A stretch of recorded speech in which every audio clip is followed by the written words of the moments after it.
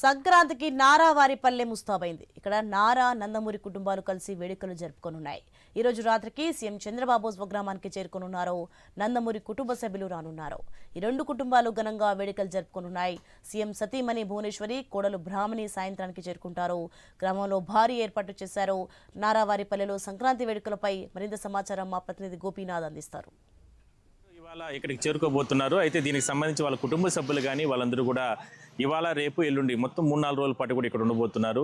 ఇదే సీఎం గారికి సంబంధించినటువంటి ఇల్లు. ఇక్కడ ఇప్పటికే కూడా మనం చూడొచ్చు సెక్యూరిటీ పరంగా కూడా అన్ని రకాల చర్యలు తీసుకోవడం జరిగింది. భోగి రోజు నారా కుటుంబం, నందమూరి కుటుంబం రెండు కుటుంబాలు కూడా భోగి ఇక్కడే నిర్వహిస్తారు.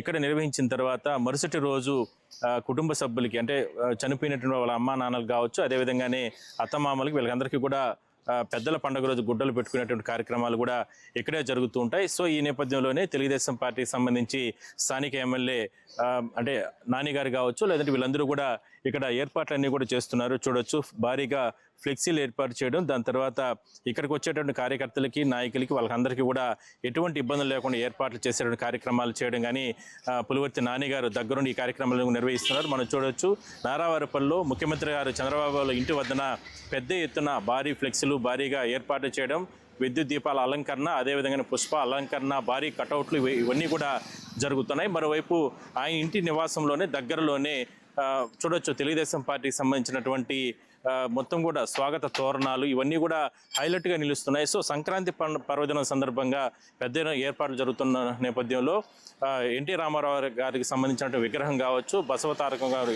అంటే సతీ సమేతంగా వాళ్ళ విగ్రహాలు కూడా ఇక్కడ ఏర్పాటు చేసి పూర్తి స్థాయిలో కూడా నూతనంగా ఆయన చేతుల మీదుగా కూడా ప్రారంభించబోతున్నారు.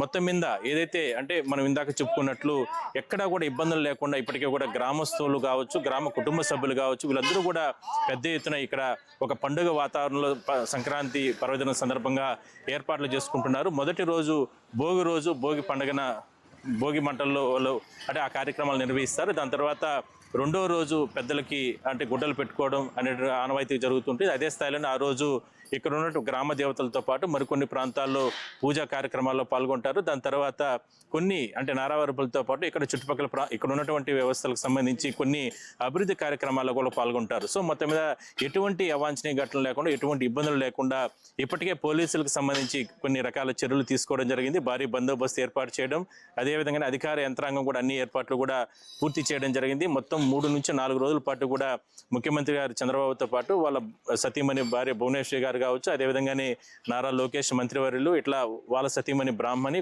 ఇంకా మిగిలిన కుటుంబ సభ్యులు అంటే నందమూరి కుటుంబ సంబంధించిన సభ్యులు కూడా వాళ్ళందరూ కూడా ఇక్కడ 3-4 రోజుల పాటు కూడా దాదాపుగా 30 మంది ఇక్కడే ఉంటారు.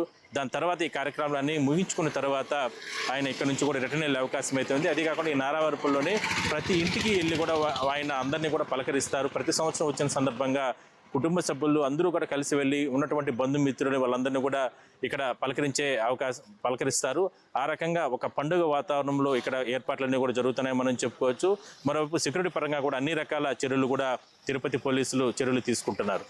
వీడియో జర్నలిస్ట్ రాజేష్తో కలిసి గోపీనాథ్, ఐ న్యూస్, నారావారిపల్లి నుంచి.